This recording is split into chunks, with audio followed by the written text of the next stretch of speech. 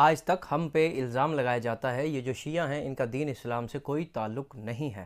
انہوں نے دین میں بہت سی بدعات ایجاد کی ہیں اور بھی طرح طرح کے الزامات شیعت پر لگائے جاتے ہیں۔ اور شیعوں یاد رکھو، یہ تو خوشی کی بات ہے کہ ہمیں کافر مشرک نہ جانے کیا کیا کہا جاتا ہے اور کیوں کہا جاتا ہے ہمیں کافر مشرک غالی اور طرح طرح کے الزامات، کیونکہ ہم صدقے دل سے سچے دل سے نبی اور آل نبی علیہ الصلاۃ والسلام سے صدقے دل سے سچے دل سے محبت کرتے ہیں۔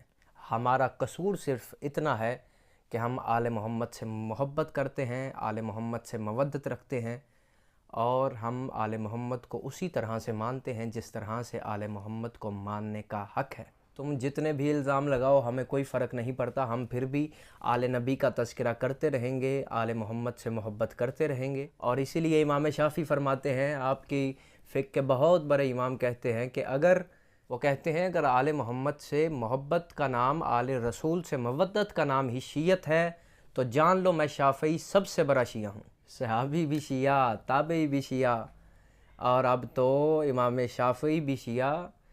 یہی تو علی کی شان ہے، یا علی امیر المومنین۔